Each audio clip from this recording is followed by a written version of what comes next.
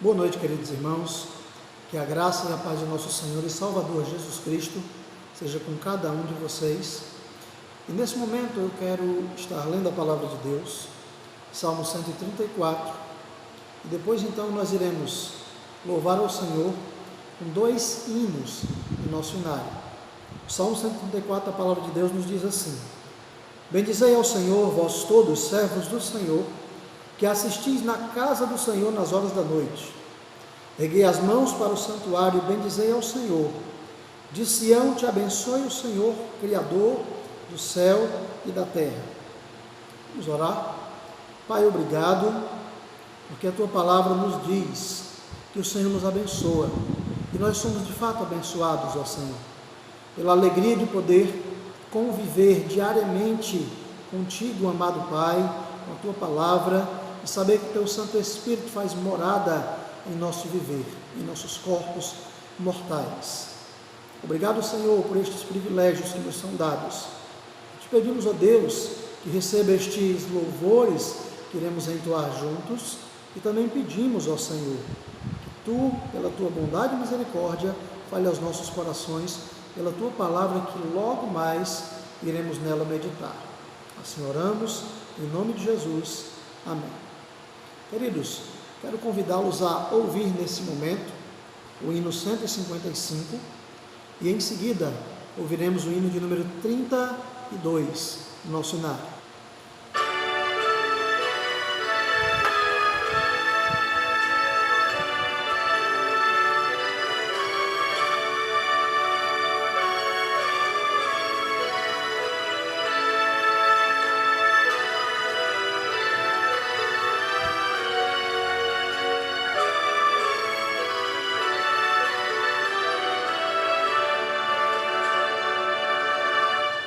Castelo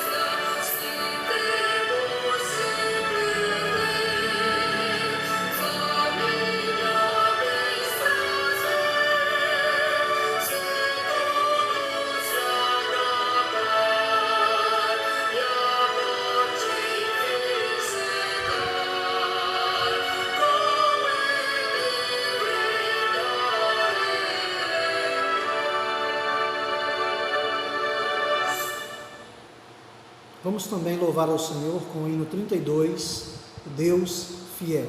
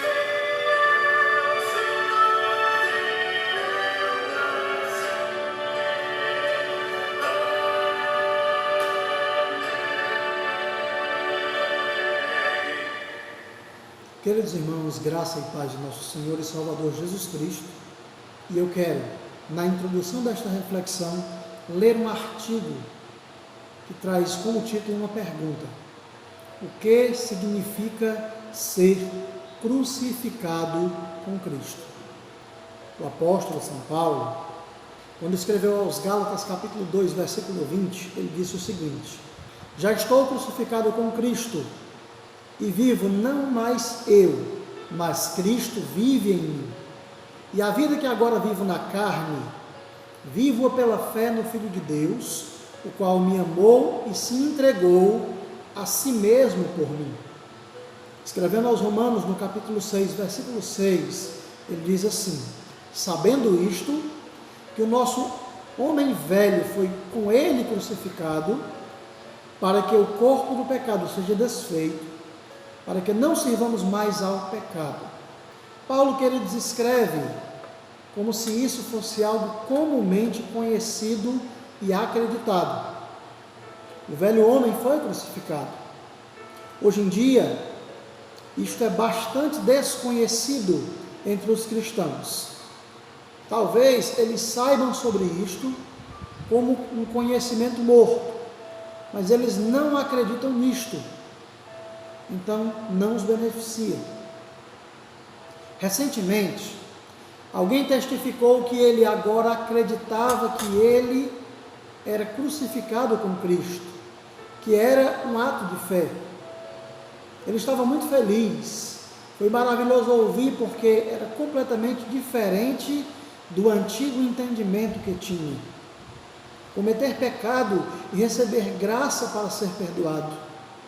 É apropriado que o iniciante esteja entusiasmado com o perdão, mas quando uma pessoa deveria ter se tornado mestre em Cristo e ainda continua a pecar, esta vida é preguiçosa e deplorável.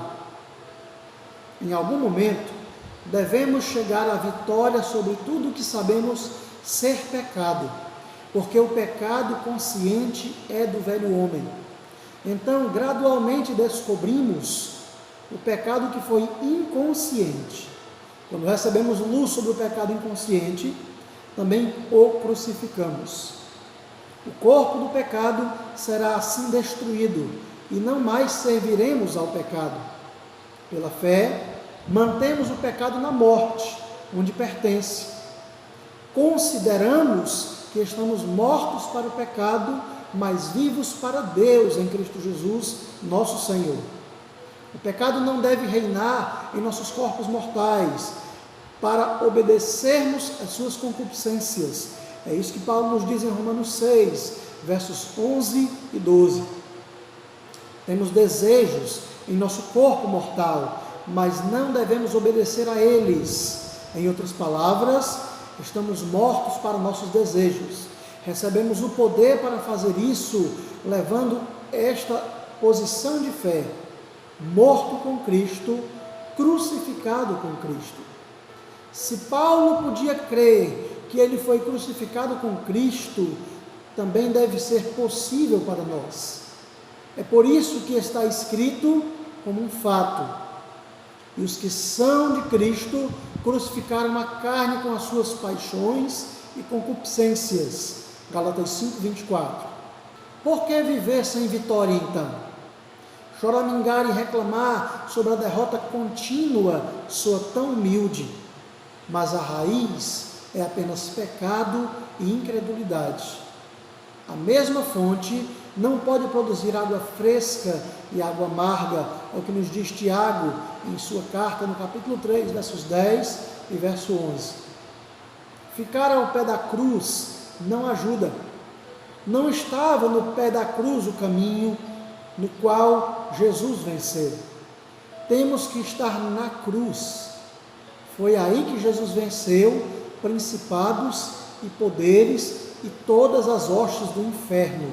É aí que nós também venceremos. Os sacerdotes e os pregadores devem começar a ensinar isso aos discípulos o mais rápido possível, porque é um fato que apenas alguns crentes têm fé e uma compreensão clara desse assunto, e isto é uma questão de vida. Este artigo foi traduzido do norueguês e foi publicado pela primeira vez com o título Crucificado com Cristo, no periódico Tesouros Escondidos, da BBC, em setembro de 1935. Então, queridos, partindo do título deste artigo, o que significa ser crucificado com Cristo, nós queremos tratar sobre o tema do discipulado. E para isso, eu quero ler com você o Evangelho de João, capítulo 13, versos 12 ao verso 20. Abra sua Bíblia, por favor. No Evangelho de João, capítulo 13, verso 12 ao verso 20. E nós então vamos fazer essa leitura e dela tirar ensinamentos para a nossa vida. João 13, 12 a 20 fala sobre uma lição de humildade. Depois de lhes ter lavado os pés, tomou as vestes e, voltando à mesa, perguntou-lhes: compreendeis o que vos fiz? Vós me chamais Mestre e o Senhor, e dizeis bem, porque eu sou. Ora, se eu, sendo o Senhor e o Mestre, vos lavei os pés, também vós deveis lavar os pés uns aos outros. Porque eu vos dei o exemplo para que, como eu vos fiz, façais vós também.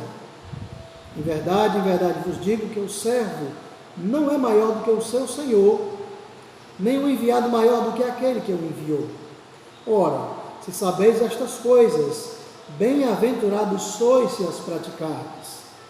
Não falo a respeito de todos vós, pois eu conheço aqueles que escolhi. É antes para que se cumpra a Escritura: aquele que come do meu pão levantou contra mim seu calcanhar. Desde já vos digo, antes que aconteça, para que, quando acontecer, creiais que eu sou. Em verdade vos digo, quem recebe aquele que eu enviar, a mim me recebe, e quem me recebe, recebe aquele que me enviou. Queridos, eu quero tirar, neste trecho que lemos, 3 lições práticas para a minha vida e para a sua vida, sobre o significado de ser crucificado com Cristo, sobre o significado de ser discípulo de Jesus.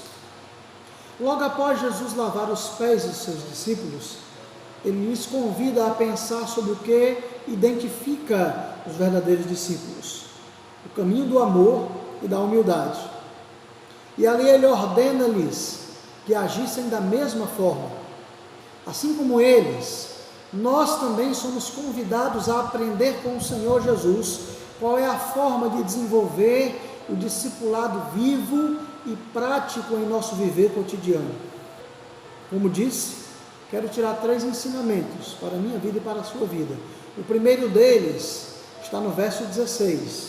A palavra de Deus diz assim: em verdade vos digo que o servo não é maior que seu Senhor, nem o enviado maior do que aquele que o enviou.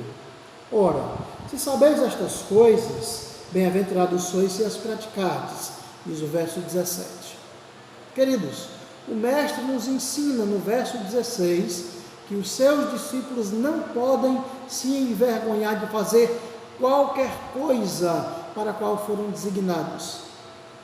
Sabemos que nós vivemos ou devemos viver para a glória de Deus e vamos experimentar da sua presença por toda a eternidade. Esta é a resposta da primeira pergunta do nosso catecismo de fé de Westminster. Por que Jesus falou isso? Por que Jesus falou aos seus discípulos: em verdade vos digo que o servo não é maior do que o seu Senhor, nem o enviado maior do que aquele que o enviou? Por que Jesus falou isso aos seus discípulos? Porque Jesus sabia muito bem que os seus discípulos não estavam com a mínima disposição para a humildade, para fazer um trabalho próprio de servos. Jesus sabia muito bem que a expectativa deles era de um reino terreno do Messias, nos moldes do rei Davi, do reino do rei Davi, em que eles seriam os amigos íntimos do rei, uma espécie de ministros do rei.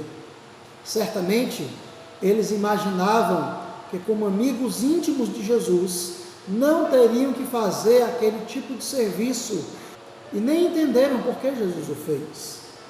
Lá no verso 6, Jesus deixa claro que Pedro não havia entendido o que ia acontecer ali. Jesus diz: o que eu vos faço, não sabeis agora, compreendê-lo-ás depois. Jesus estava dando uma aula prática de amor e humildade aos seus discípulos, sobre um assunto de que tanto eles precisariam em seu ministério futuro, assim como também nós precisamos agora e a cada dia. Por isso, não podemos esquecer esta lição de Jesus.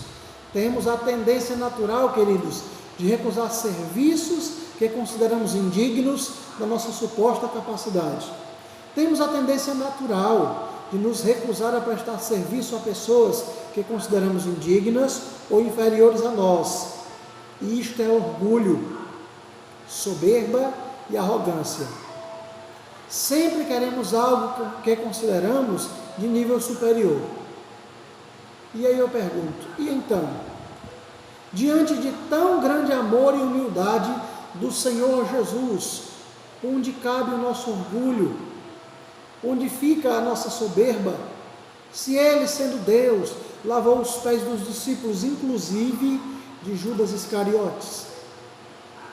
Não podemos nos envergonhar de fazer qualquer coisa para a qual o Senhor nos designou, assim como Ele, designado pelo Pai, não se envergonhou de cumprir a sua missão. A segunda lição que temos está no verso 17, que eu li há pouco e vou reler para você. Ora, se sabeis destas coisas, bem-aventurados sois se as praticardes. Aprendemos com o mestre no verso 17, quão inútil é o conhecimento de coisas espirituais sem a prática daquilo que tem no conhecimento teórico. Ora, se sabeis estas coisas, felizes sois se as praticais. Prestem atenção, irmãos. O Senhor Jesus está afirmando que somos ou somente seremos felizes se possuirmos um conhecimento prático, que é demonstrável, ou seja, se vivermos de acordo com este conhecimento e se colocarmos em prática em nossa vida cotidiana. Saber que devemos ser humildes, saber que devemos ser amáveis, saber que devemos ser prontos a servir ao próximo, mas continuar orgulhosos, arrogantes e egoístas, ao invés de praticar, isso traz sobre nós não bem-aventurança, mas condenação.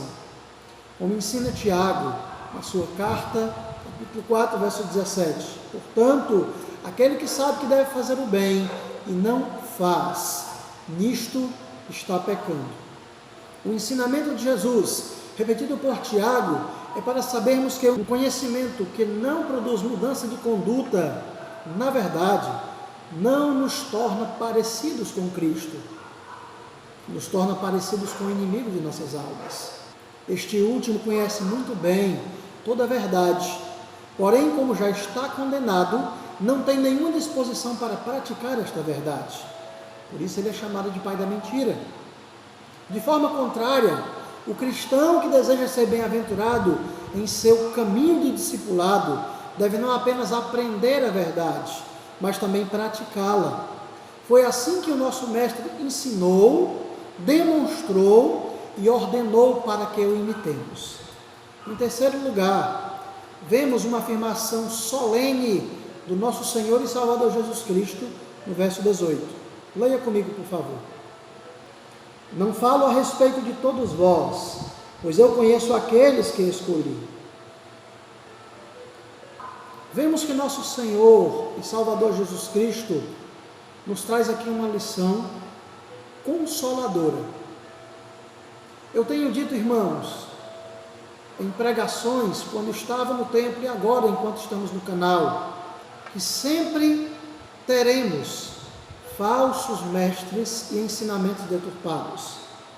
Eu tenho dito que as igrejas estão cheias de membros que não praticam aquilo que dizem crer, e até mesmo pastores que demonstram em sua conduta uma contradição à genuína fé cristã.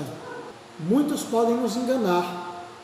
Há muitos que, se dizendo cristãos, estão enganando pastores, como também há muitos que, se dizendo pastores, ministros de Cristo, estão enganando as igrejas. Assim como Judas Iscariotes enganou os 11. Contudo, o Senhor nos disse: eu conheço aqueles que escolhi. Isso vale para todos nós. E esse perfeito conhecimento de nosso Senhor pode ser aplicado de forma consoladora em nossa vida em dois ensinamentos. Primeiro, essa afirmação deve servir de alerta a todos.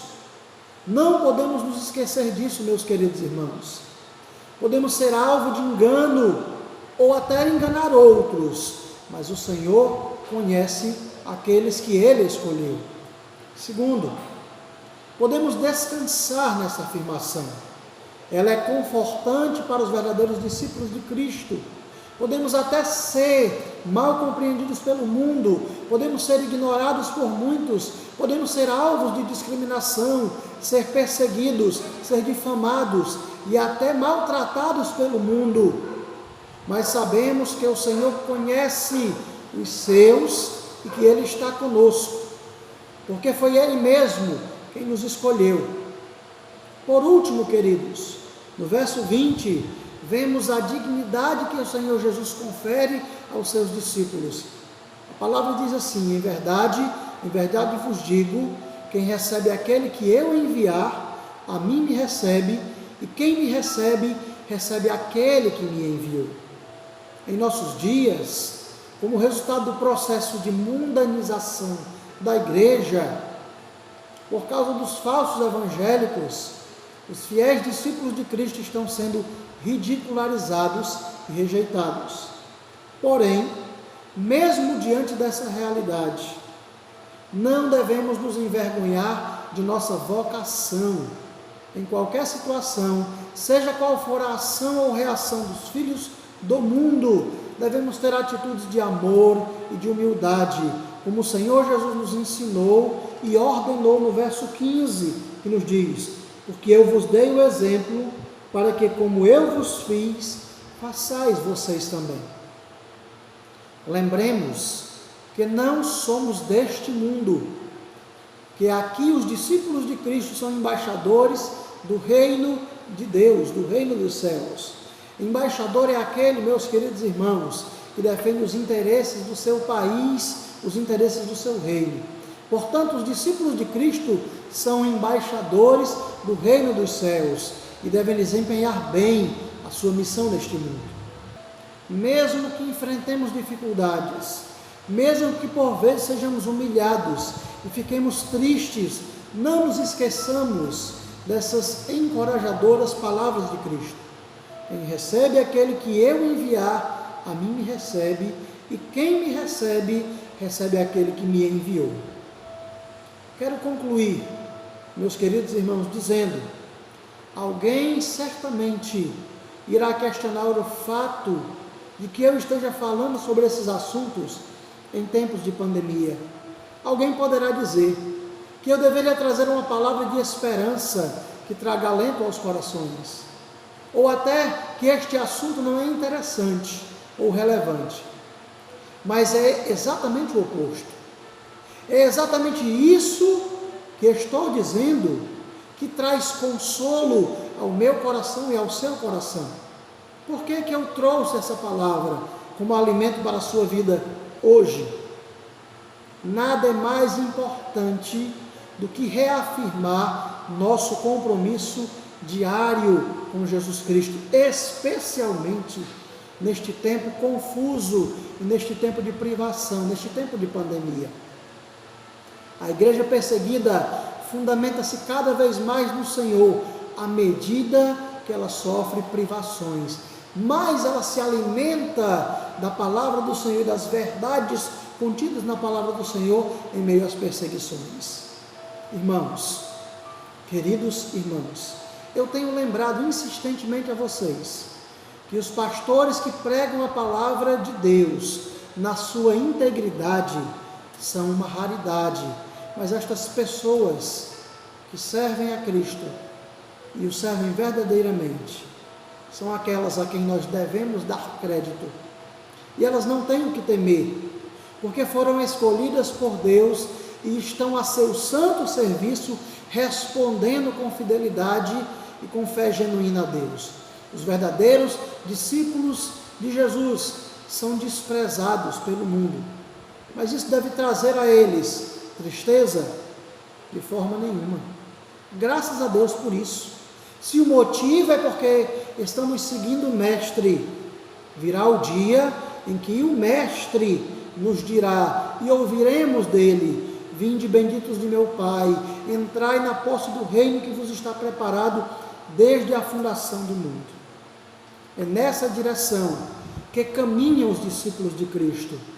Que Deus aplique os seus ensinamentos aos nossos corações e nos conceda a graça da fidelidade, da perseverança dos santos, a fim de que cumpramos a missão que Ele nos designou para o louvor da sua glória.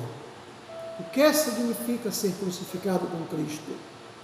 Significa ser um discípulo verdadeiro de Cristo, em seu cotidiano, em todas as suas ações, para a glória de Deus Pai. Amém. Vamos orar. Senhor de graça e misericórdia, louvado seja teu santo e excelso nome. Ó Senhor, ajuda-nos nesses tempos difíceis, nesses tempos confusos, nesses tempos, ó Deus, onde escutamos terríveis e turbulentos trovões sobre a tua igreja. Nesses tempos de perseguição, Senhor, ajuda-nos a perseverar na fé, como é comum aos santos. Ajuda-nos, ó Deus, por amor de teu próprio Filho. Em Cristo Jesus é que nós oramos. Amém. Queridos irmãos, vamos ainda ouvir um cântico do nosso hinário, o hino de número 400, e em seguida faremos mais uma breve oração. Após essa oração, concluímos o nosso culto de hoje.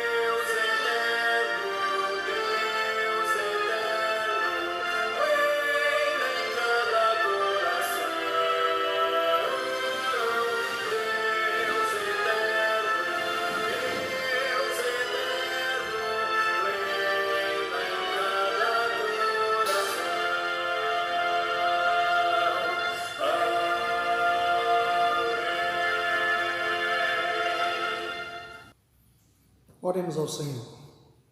Obrigado, Deus, pelo privilégio que temos de vivendo num país onde nós não somos impedidos de louvar o teu santo nome e poder cultuar, mesmo que neste momento de privação, não podendo cultuar, congregar com os irmãos. Mas entendemos, ó Deus, que para nosso bem, este momento é um momento salutar. Então, Senhor, conforma o nosso coração, consola o nosso coração, da saudade que temos de congregar com os irmãos e ajuda-nos a, neste período, aprimorar a nossa fé, nos tornarmos discípulos melhores do nosso Senhor e Salvador Jesus Cristo. É assim que oro em Cristo Jesus. Amém. Meu querido irmão, minha querida irmã, tenha uma semana graciosa na presença de Deus. Deus abençoe a sua vida em Cristo Jesus. Amém.